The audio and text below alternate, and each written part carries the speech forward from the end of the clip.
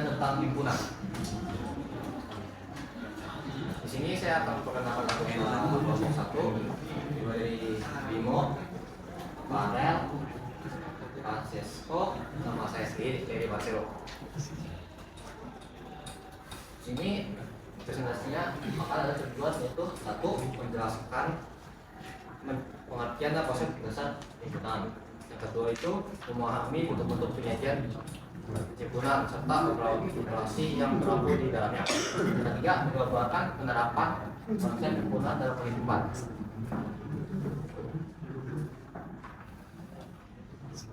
Pertama itu pengertian dulu ya. Himpunan adalah kumpulan objek atau elemen yang didefinisikan secara jelas sehingga dapat ditentukan apakah suatu subjek merupakan anggota himpunan atau bukan. Ini sumber yang saya kutip yaitu Yohana Yusuf dan Sani 2004 menjelaskan definisi himpunan sangat penting karena menjadi dasar membicarakan masalah matematika khususnya dalam topik teori himpunan di perguruan tinggi. Yang kedua itu ada tahun 2005 menambahkan bahwa himpunan itu merupakan kumpulan benda atau objek dengan kriteria tertentu yang dapat ditentukan secara tegas. Misalnya himpunan bilangan genap kurang dari 5 yang dilihat contohnya. Dan himpunan karena jelas batasannya. Sebaliknya kumpulan yang kriteria tidak jelas seperti kumpulan siswa pintar itu tidak dapat disebut himpunan karena anggotanya subjektif. Dan yang terakhir ini Napalia dan Alia 2005 menjelaskan bahwa konsep himpunan diperkenalkan sejak sekolah dasar sebagai fondasi untuk mengenai konsep arti dalam matematika sebagai relasi, fungsi, dan logika. Karena itu penguasaan pengertian himpunan sejak ini sangat bersiswa dalam belajar bidang berikutnya. Contohnya adalah ini ya, bisa dilihat A yang kurang 1, 3, 5, 7, 11 adalah bilangan ganjil pada 10. Yang kedua adalah B yang menggunakan huruf ya. Kumpulan ini adalah A, E, I, U, O adalah himpunan huruf vokal dalam alfabet. Untuk himpunan ada bisa dilihat A kumpulan bunga-bunga yang indah tidak jelas karena katanya menurut orang-orang indah itu berbeda-beda.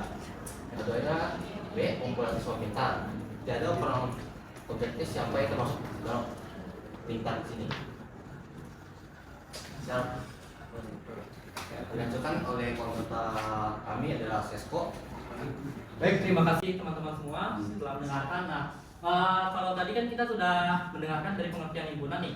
Yang kalau pikiran kita itu himpunan itu kalau di kehidupan kita sehari-hari, contohnya kalau lagi milih buku itu kayak ada kita secara tidak sadar menerapkan konsep himpunan. Contohnya di mana kita memilih buku pelajaran, novel, dan lainnya. Cuman saat ini kita akan mau bahas lebih dalam lagi nih tentang cara menyatakan himpunan dalam matematika.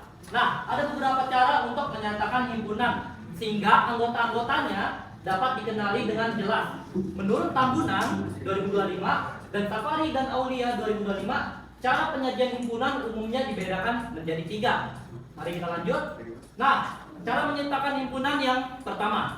Yang pertama dengan menyebutkan anggota-anggotanya atau roster atau tabulasi. Nah, himpunan ditulis dengan mencantumkan seluruh anggotanya di dalam kurung kurawal. Nah, teman-teman sudah tahu kan kurung kurawal itu kayak mana? Nah, yang bentuknya ada model lagi tuh. Nah, itu kurung kurawal. Seperti contoh yang ada di A.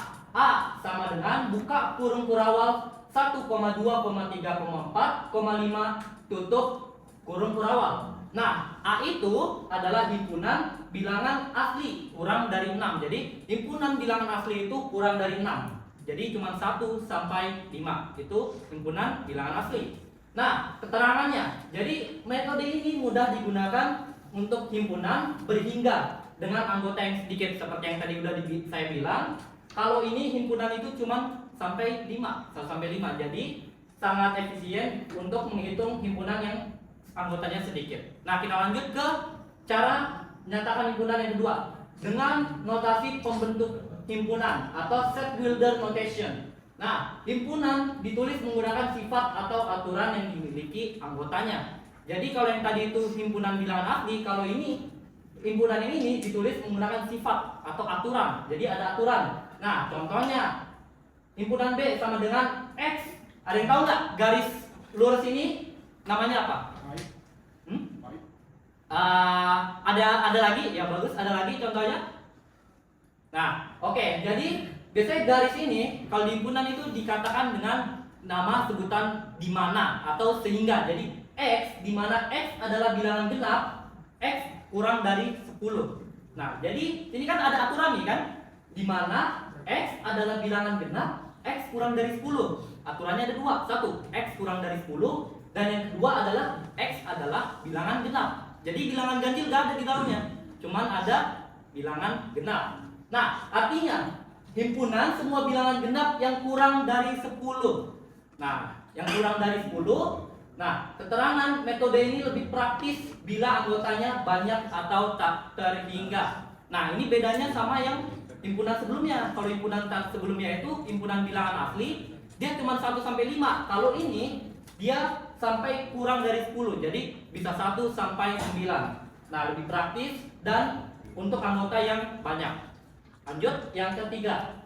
Nah, cara menyatakan himpunan. Sebenarnya himpunan itu ada bentuk umumnya. Bentuk umumnya itu A sama dengan buka kurung X, di mana sifat aturannya dipenuhi oleh X. Nah, dibaca A adalah himpunan semua X sedemikian sehingga X memenuhi sifat tertentu. Nah, seperti yang tertulis, himpunan semua X sedemikian sehingga X itu memenuhi sifat atau aturan tertentu. Nah, simbol yang tadi saya bilang tadi, yang dipakai itu, simbol garis itu dibaca dengan di mana atau sehingga. Jadi kayak X di mana sifat aturan atau X sehingga sifat aturan yang dipenuhi oleh X. Nah, oke, lalu kita lanjut lagi untuk cara menyatakan himpunan yang ketiga dengan diagram Venn. Ini udah ada yang tahu belum? Diagram Venn kayak mana? Atau tahu bentuknya tapi nggak tahu namanya nih? Tahu nggak diagram Venn, teman-teman? Nggak tahu. Nah, kita lihat nanti di slide selanjutnya. Jadi penjelasannya, diagram Venn ialah representasi visual. Himpunan divisualisasikan dengan lingkaran atau kurva. Lingkaran atau kurva tertutup sederhana. Diagram ini mempermudah memahami hubungan antar himpunan seperti irisan, gabungan, dan komplemen menurut Safari dan Aulia 2025. Nah, kita masuk nih. Nah, diagram Venn itu yang gambarnya kayak gini. Minggu lalu kan teman-teman ada mengerjakan nih, pasti tahu dong. Nah, ini namanya diagram Venn. Untuk apa? Untuk mempermudah kita dalam mengerjakan himpunan. Nah, contoh, sini ada diagram Venn. Diagram Venn dibagi menjadi dua, A dan B. Contohnya, A memiliki isian yaitu 1, 2, dan 3.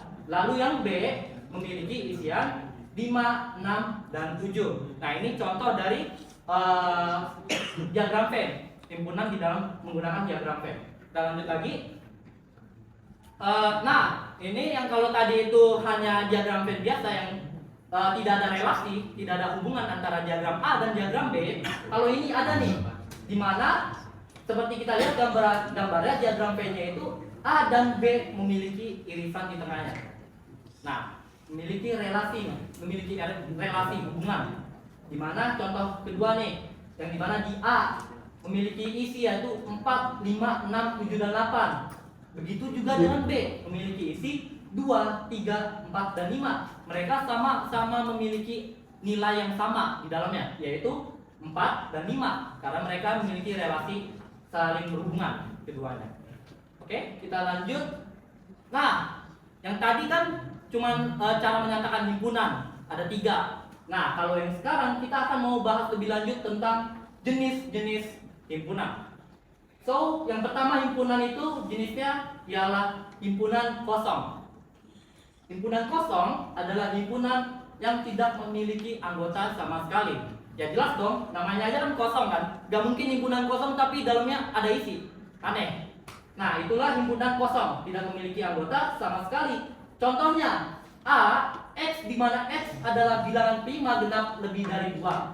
Karena tidak ada bilangan prima genap selain 2, maka A adalah himpunan kosong. Nah, karena di sini ditulis contohnya dia ada aturannya. Aturannya bilangan prima genap lebih dari 2. Nah, tapi karena tidak ada bilangan prima genap selain 2, nah, maka A itu dapat dinyatakan sebagai himpunan kosong. Jadi kalau himpunan kosong itu nggak ada isinya sama sekali, nggak ada nilai. Lanjut. Oke, lanjut. Untuk jenis himpunan yang kedua ada himpunan semesta. Nah, kalau semesta kira-kira di pikiran teman-teman kayak mana nih? Aku mau tanya dong. Ada yang bisa jawab nggak? Semesta kira-kira apa? Ayo, nggak apa-apa. Satu orang kayak semesta itu kalau kita dengar kata semesta, apa yang terpikirkan? Luas. Luas. Nah, satu luas, betul. Ayo, apalagi?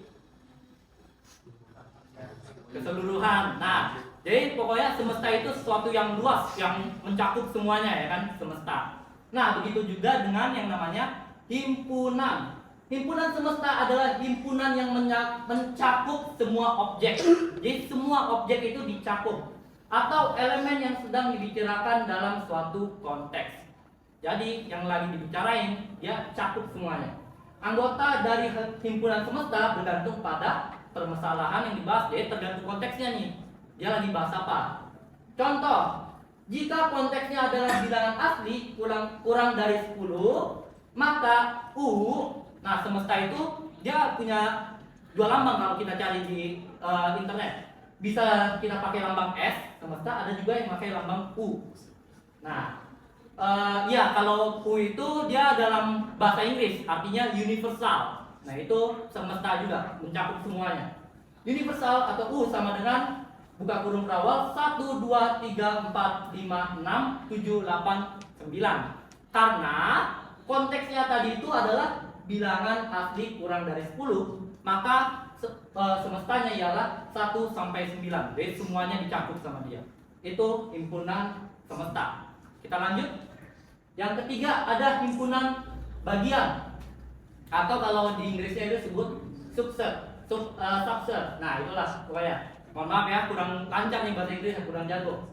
Nah, suatu himpunan A disebut himpunan bagian dari B jika setiap anggota A juga merupakan anggota B. Nah, jadi anggota yang ada di A juga ada di B. Nah, jadi di A ada 1, 2, di B juga ada 1, 2. Misalkan di A ada pizza, di B juga ada pizza. Nah, ditulis dengan A subset B. Nah, itu. Contohnya A 2,4. Lalu di B-nya ada 2, 3, 4, 5. Nah, maka hal tersebut, pernyataan tersebut dapat dinyatakan maka A subset B karena di B-nya itu ada isi dari yang A, ada nilainya A. Nah, di A kan 2,4, di B-nya juga ada 2 sama 4. Nah, jadi apa yang ada di A itu juga ada di B. Sebaliknya juga gitu. Nah, kalau di B ada apa, di A-nya juga ada. Pokoknya ada yang sama antara A dan B. Itu disebut A subset B, himpunan subset. Nah, kita lanjut lagi. Kalau tadi himpunan subset itu apa yang ada di A, ada juga di B, tapi tidak secara keseluruhan. Nah, kalau yang sekarang adalah himpunan sama dan ekivalen. Nah, himpunan sama, dengarnya aja udah namanya sama. Jadi, dua himpunan dikatakan sama jika memiliki anggota yang persis sama. Jadi, anggotanya persis sama, nggak ada beda-beda. Sama isinya. Urutan penulisan tidak berpengaruh. Contohnya nih, di A ada 1, 2, 3. Nah, sama dengan 3, 2, 1. Jika di A ada 1, 2, 3, maka di B-nya itu harus ada juga nilai dari 1, 2, dan 3. Tapi urutannya itu bebas, mau 2 duluan, mau 3 duluan, terserah. Yang penting isinya sama, nilainya sama. 1, 2, 3, 3, 2, 1. Nah, itu yang disebut himpunan sama, harus sama. Kita lanjut nih ke himpunan ekivalen. Himpunan ekivalen ini ialah dua himpunan dikatakan ekivalen jika memiliki jumlah anggota yang sama. Nah, beda ya. Kalau tadi kan himpunannya dibilang anggota yang persis sama. Nah, kalau yang ini ekivalen beda. Jumlah, ada kata jumlah. Berarti menyatakan ada perbedaan. Jumlah anggota yang sama. Walaupun anggotanya berbeda. Nah, contohnya nih, kita masuk ke contoh. Di yang A ada A, B, C. Nah, di yang B ada 1, 2, 3. Kan kalau kita masuk konsep yang tadi beda dong. Nggak sama. Yang satu A, B, C kata-kata, ya kan? Alfabet. Yang satunya lagi angka. Beda. Nah, cuman karena ini himpunan ekivalen, nah, maka bisa dibilang itu ekivalen karena sama-sama memiliki 3 anggota. Jadi yang dihitung itu cuma jumlahnya. Kalau di yang himpunan A ada 3, maka yang di B juga ada 3. Kalau yang di A ada 5, maka yang di B juga harus ada 5. Itu baru bisa disebut dengan himpunan ekivalen. Nah, oke. Nah, teman-teman, segitu saja bagian dari saya, mulai dari cara menyatakan himpunan dan jenis-jenis himpunan. Untuk operasi pada himpunan, saya serahkan ke teman saya, Bimo Jendra. Silakan teman-teman dengarkan. Terima kasih. Selanjutnya adalah operasi pada himpunan. Sebelum kita masuk pada bagian-bagian operasinya, di sini saya akan menjelaskan sedikit apa itu operasi pada himpunan. Jadi operasi pada himpunan adalah konsep matematika untuk menggabungkan atau membandingkan dua himpunan atau lebih untuk menghasilkan himpunan baru. Di sini yang pertama ada gabungan atau union. Gabungan itu mengumpulkan semua anggota dari dua himpunan. Kalau ada yang sama tetap ditulis satu kali. Gabungan mengumpulkan semua anggota dari dua himpunan tanpa ada yang double. Lambangnya di sini ada A gabungan dari B. Rumusnya ada A gabungan dari B sama dengan buka kurung perawal X, di mana X anggota A atau X anggota B tutup kurung perawal. Contohnya ada A 1,2,3, B 3,4,5. Maka A gabungan dari B itu 1, 2, 3, 4, 5 karena di sini jika ada yang sama tidak ditulis kembali, jadi tidak ada yang double hasilnya. Di sini yang kedua ada irisan atau intersection. Irisan hanya mengambil anggota yang ada di kedua lambangnya ada A irisan dari B. Rumusnya A irisan B sama dengan buka kurung perawal X, di mana X anggota A dan X anggota B. Contohnya ada A 1,2,3, B 3,4,5. Maka di sini yang contoh apa? Yang di bagian A sama B, yang samanya aja yang jadi jawabannya. Di sini yang ketiga ada selisih atau difference. Selisih mengambil anggota himpunan pertama, tapi tidak ada di himpunan kedua.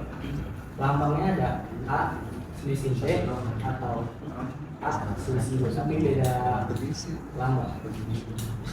Rumusnya ada A selisih dari B sama dengan buka kurung perawal X, di mana X anggota A dan X bukan anggota B. Contohnya ada A 1,2,3, B 3,4,5. Maka selisihnya itu ada 1,2 atau dan B selisih dari A itu 4,5 karena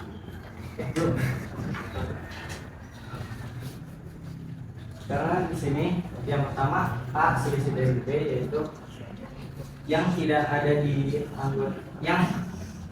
anggota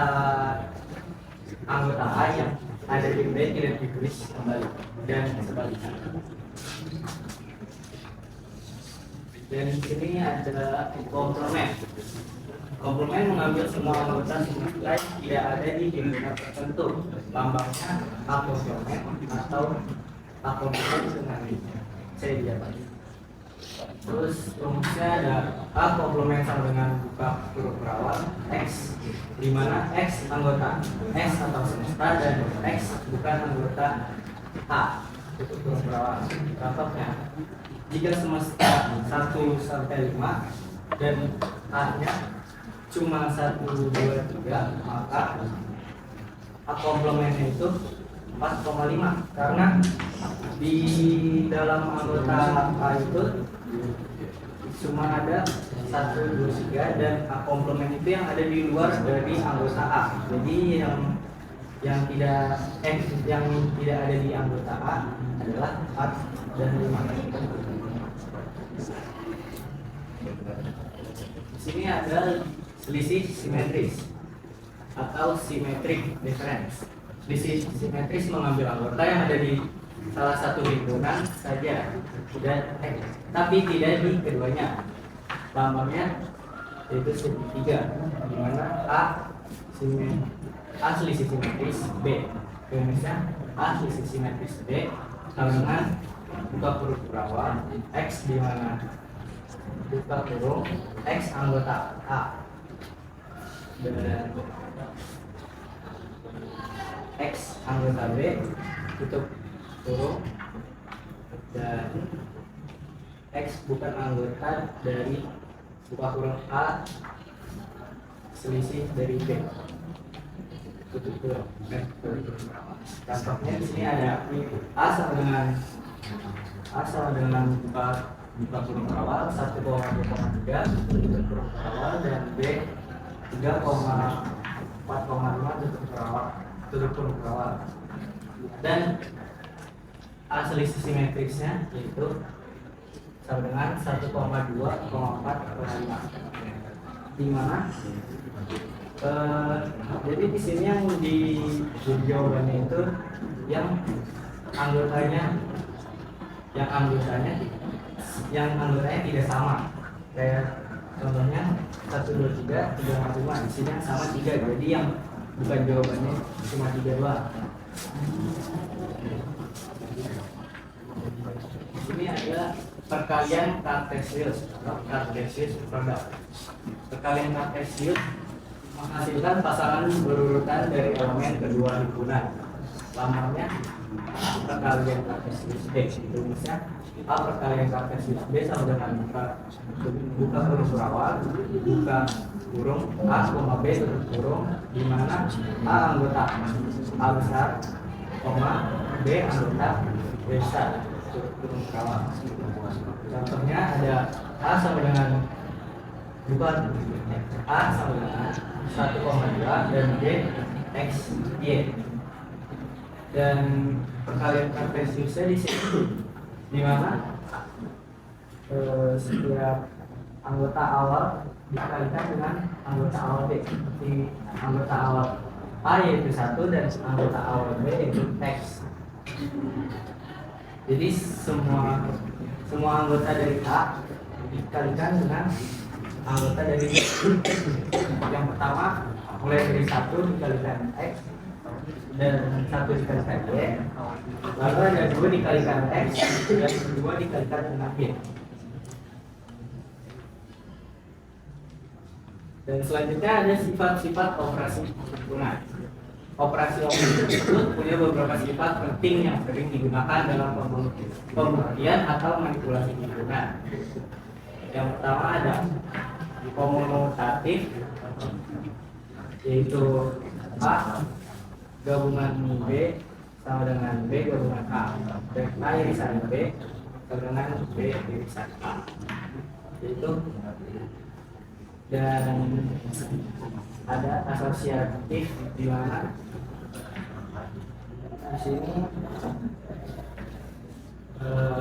buka kurung A gabungan B tutup kurung dan gabungan C sama dengan A gabungan dari buka kurung B gabungan C dan lupa dengan irisannya. Dan yang ketiga ada distributif, di mana A gabungan dari buka kurung B irisan C tutup kurung sama dengan buka kurung A gabungan B tutup kurung irisan dari buka huruf A dan gabungan C tutup huruf. Dan ada juga A irisan buka kurung B gabungan C tutup huruf sama dengan buka kurung A gabungan B tutup huruf irisan dari buka kurung A gabungan C tutup huruf. Dan yang terakhir ada sifat yang terakhir itu identitas dan konten.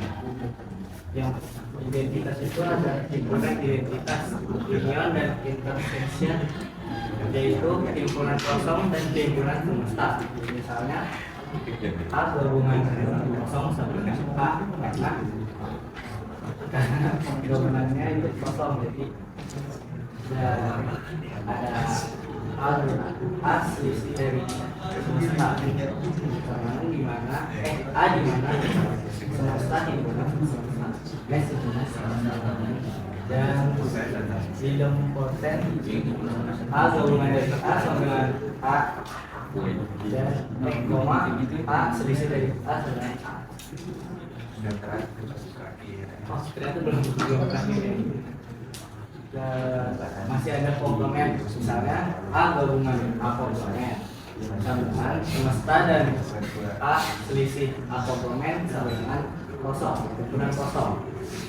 Dan ada hukum De Morgan di mana buka kurung A gabungan dari B tutup kurung komplement sama dengan A komplement selisih dari B komplement dari buka kurung A selisih B tutup kurung komplement sama dengan A komplement gabungan dari B komplement.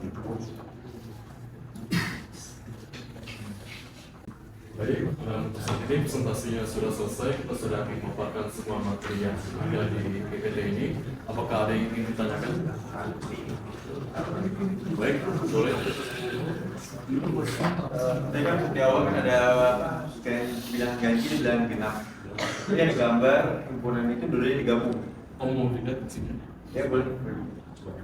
Jadi cara menggabungkannya seperti apa kok? Tiba-tiba kok ada angka-angka di dalam lingkaran itu kan gak dijelasin tadi. Cara menaruh angka-angkanya, menatanya seperti apa? Yang ini bukan? Ya.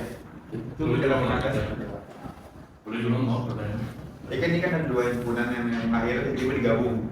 Jadi ganjil sama genap. Nah, ini cara apa menatanya seperti apa? A sama B ini jadi menjadi satu itu gimana cara menatanya?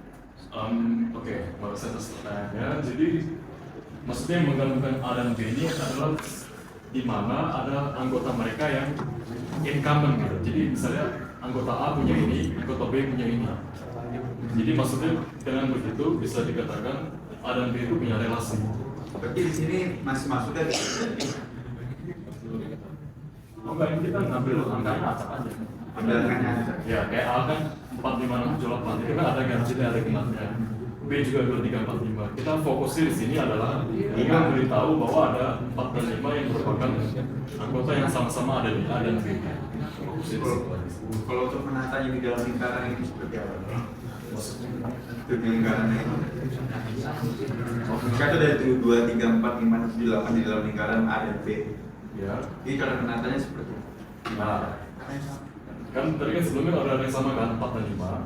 Nah itu akan dimasukkan ke tengah-tengah sini. Tengah-tengah sini kan dimana kan ada ini kan kena di A, ini juga kena di B kan. Jadi untuk menandakan bahwa mereka 4 dan 5 ini ada di A dan B. Kemudian seperti contohnya 2 dan 3 ini kan eksklusif di B.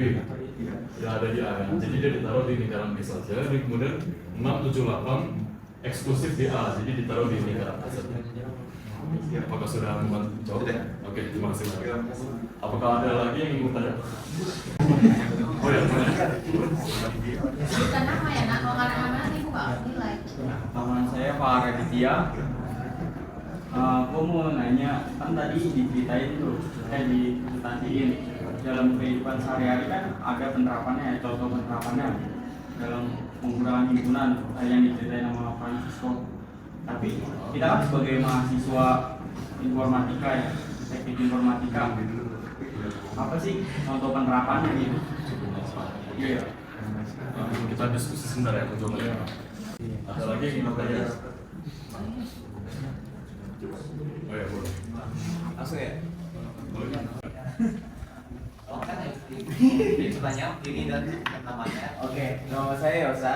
Saya ingin bertanya, kapan suatu himpunan disebut subset dari himpunan lain?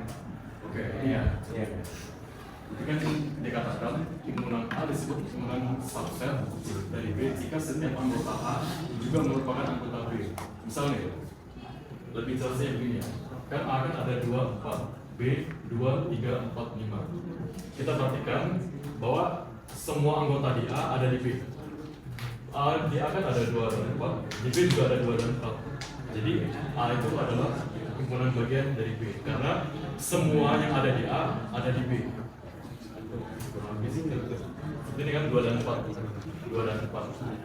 Tapi kalau misalnya kita mau ngomong B subset dari A, nggak bisa karena di B ada 3 dan 5, sementara di A nggak ada 3 dan 5. Jadi yang berada itu hanya A subset.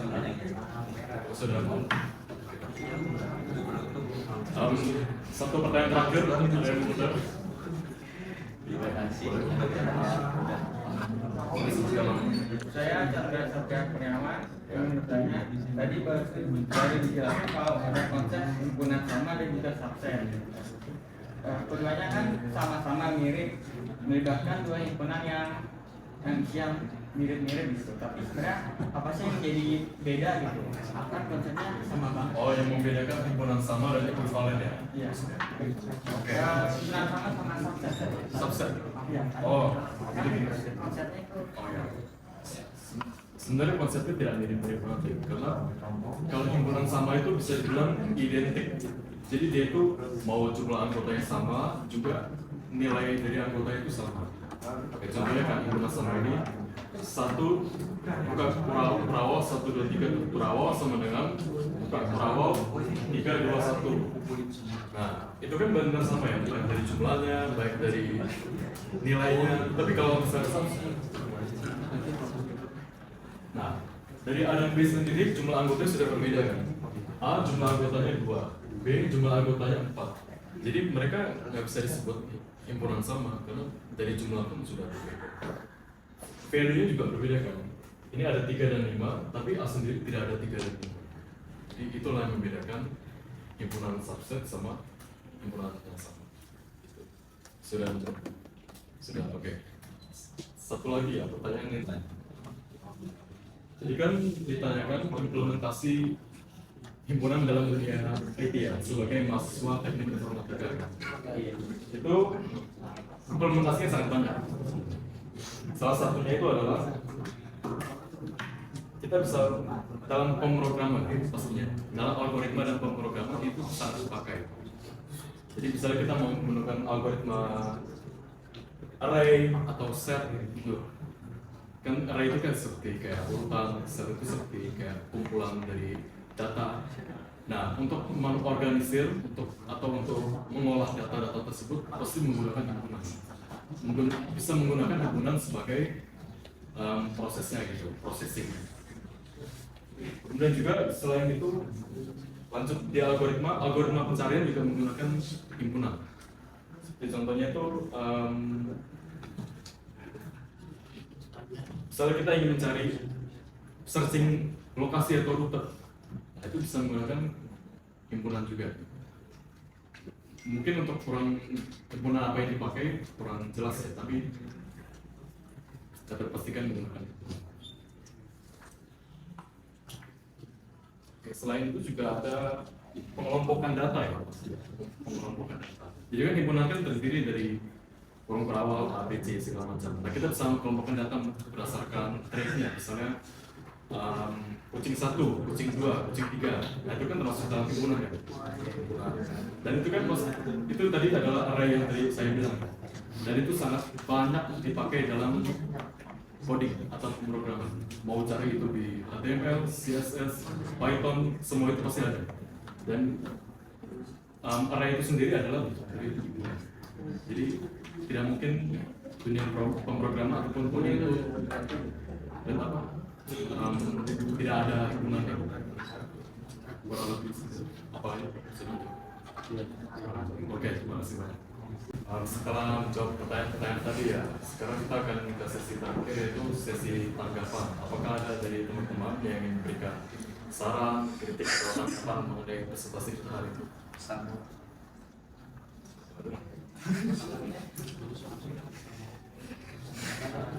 Tapi nah, kritik. Ada yang mau kritik?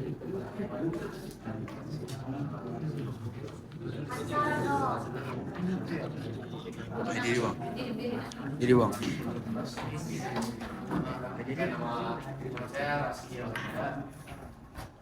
Mau ngasih saran mungkin nanti kedepannya dalam gimana ya menjelaskan presentasinya lebih pakai bahasa kita itu, bahasa yang bisa mudah dimengerti. Bukan tadi kan kebanyakan baca kan dari situ kan, mungkin bisa improve jadi kayak pakai bahasa yang gitu. Terima kasih untuk sarannya. Apakah ada yang ingin memberikan lagi?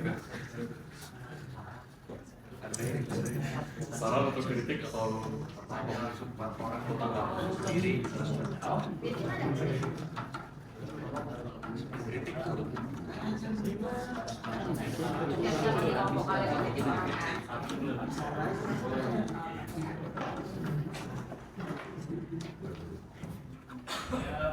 Tahan izin memberi saran.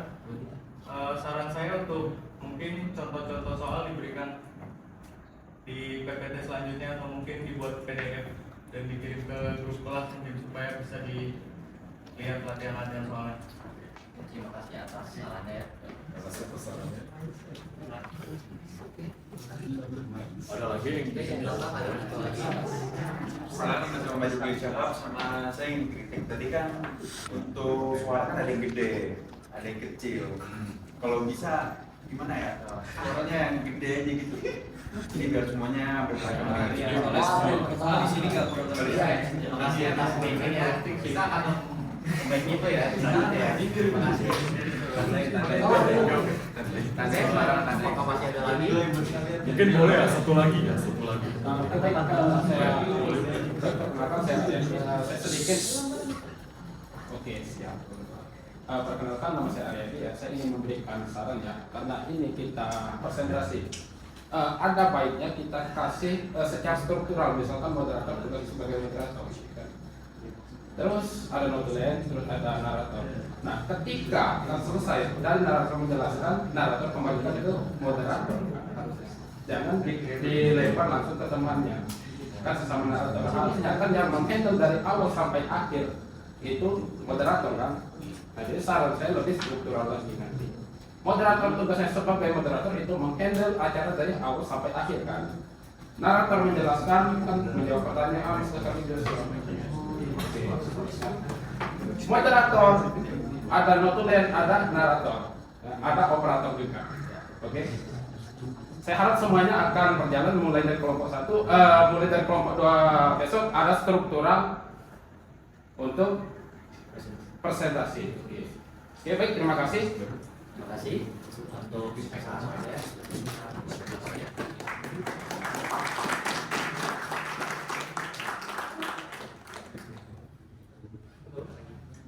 Oke, lagi terima kasih kepada dosen sudah memberikan kami kesempatan untuk menyampaikan materi ini, dan kepada teman-teman yang sudah memberikan saran, kritik, pendapat juga diletakkan. Dari kelompok 1 mengucapkan terima kasih kepada ibu dosen karena memberikan kami untuk menjelaskan tentang materi himpunan ini ya. Terima kasih Ibu Binda dan teman-teman yang sudah mendengarkan materi kami. Sekali lagi terima kasih. Terima kasih banyak.